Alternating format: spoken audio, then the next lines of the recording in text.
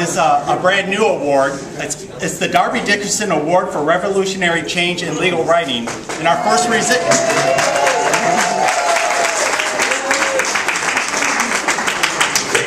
And I'd like to call Kirsten Davis to begin our. Hi everyone, I'm a little short, but I will try. I'm Kirsten Davis. I am a member of the All-Wed Board, and I'm here just to mention a few things about this recipient and this award, and then turn it over to Richard Newman, who will tell you more. Nearly 15 years ago, or maybe a little bit more, a few enterprising legal writing faculty came up with the idea for the All-Wed Citation Manual, and Darby Dickerson was there. And as a result, the All-Wed Manual was co-written by the Board of Directors and by Darby, who is my friend and my mentor and my former dean. She's going to receive this award tonight in her honor, and it will persist in her name. What I want to mention, that I won't hopefully step on what Richard's going to talk about just quickly, is how important the All-Wed Manual has been to the Association of Legal Writing Directors and to all of you. The proceeds from that manual have funded the Journal of Legal Communication and Rhetoric, countless scholars fora for workshops, teaching workshops, scholarship grants, and perhaps most importantly, All-Wed's ability to speak on behalf of the legal writing community about issues important to it. So, and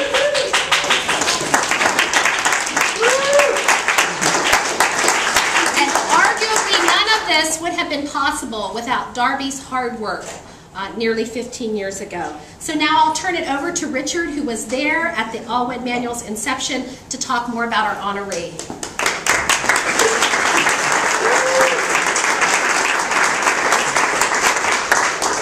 I have a cough, so my voice isn't going to be very good, but I'll do the best I can. This is a creation story that, what it adds up to is how Darby fixed a problem that was created because people forgot the lessons of Erwin Griswold. Erwin Griswold was the Solicitor General of the United States in the 60s, and for those of us who lived through the 60s, he was the person who made Supreme Court arguments on behalf of the federal government in civil rights cases, and many of us considered him a hero.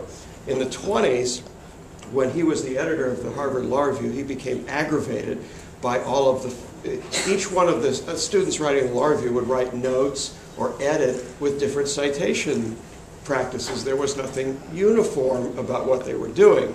He had a summer job in Cleveland. Lots of good things actually start in Cleveland. And so he spent part of his free time writing a memo to the Law Review editors at Harvard, his fellow editors, saying this is the way we should do things. Now this is actually, it's a well-written document because Erwin Griswold wrote it even when he was young. Later, what was 27 pages grew to be 100 and then 200 and then 300, and it became so convoluted not just in presentation but in content, and became not something that would help but another, in essence, a burden. And this reached the pit in 1997 when, in the 17th edition, the editors of the Harvard Law Review decided that signals would lose their meaning. Before that point, the signal C meant that there was indirect support. In the 17th edition, it was decreed that C would mean that the citation directly supported. Now, this means that nothing is going to make any more sense, because you'd have to look at the publication date of an article or a case and then try to figure out what the author meant by using the word C and guess that they had actually kept up to date on the 17th edition of the Blue Book.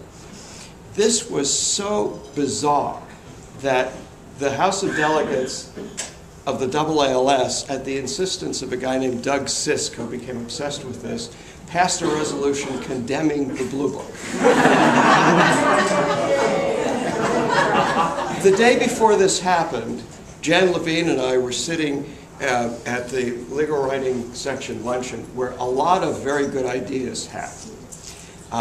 That luncheon has probably generated more good ideas as people sit around and chat with each other than any other thing I can think of. And Jan was ranting and raving about this, and I was ranting and raving about this. And Allwood had been founded just a few years before, and it seemed that a whole bunch of problems could be solved at once if Allwood would simply put out a publication that was professional, edited, written on a professional level rather than at an institutional level where there's no institutional memory because people are at a law review for only a couple of years and then leave. And then we began trying to think of who could do this. And there was a scholar of citations, a person who knew more about citations than anyone else, and had actually written articles on the history of citations. And that was Darby. And we asked Darby to do this. And this book, yes,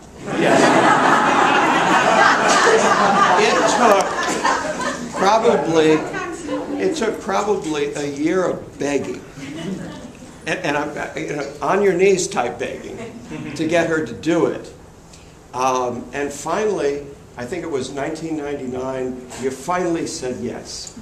And Aspen, then we negotiated a contract with Aspen, which probably took longer than it took to write the book. But then when Darby started to work, Aspen started talking about a publication date that was farther in the future than Darby was willing to tolerate. And Darby said, I can do this book in 6 months. And Aspen said, no, you can't. We haven't even thought about the marketing yet, so we don't, you can't possibly do that. It's never been done before. Darby said, I'll do what I want to do, and wrote the book in 6 months. And it came out in 2000, and the world of citation has not been the same since. So Darby fixed a problem that was created because people forgot what Erwin Griswold taught in the 20s, which is the whole thing should be clear to everybody who reads a citation.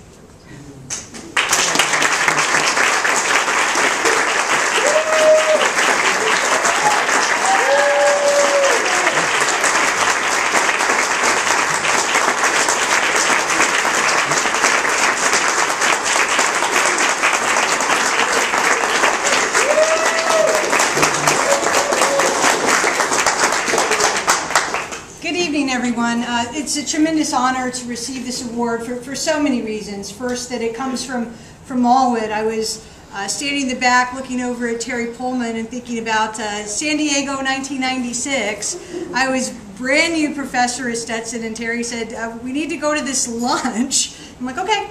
And it was Jan Levine saying, can we create this organization? And to know what it's become, and how much that all of you have achieved, not just for the organization, but for our students and for legal education as a whole is amazing. The fact that it's given in connection with the Blackwell Award is a tremendous honor. Tom was a friend, a fellow Allwood board member, and he was the original webmaster for the Allwood Citation Manual.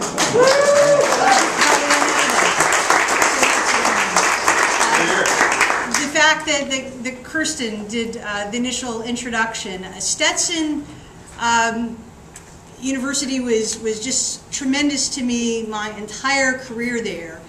When Richard and Jan pitched this idea in 1997, I had been teaching a year and a half, was on the tenure track, hadn't even come up for my first promotion yet, and I'm like, this is career suicide.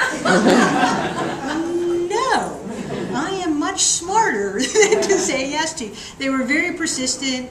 The folks at Stetson said, do this, it will be okay. You know what, it was more than okay. But I don't know that every law school, especially before Allwood is what Allwood is now, with the strength and power, would have said that. So that's a tremendous honor. And the fact that so many of my Texas Tech colleagues came tonight, thank you so much. It's been a great move for me.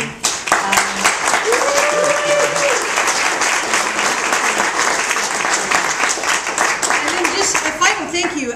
You would need to look at the prefaces for all of the editions of the Allwood Manual, but Richard and Jan and Molly Lean, I see Grace here, I know Judy Rosenbaum, Colleen was involved from the beginning. We were laughing about that because I'm like, better you than me these days. good luck on that. But all the changes, Craig was involved. So many people was involved. This was truly a team effort throughout the years that we put this together. So thank you very much. Great honor. Have a wonderful evening.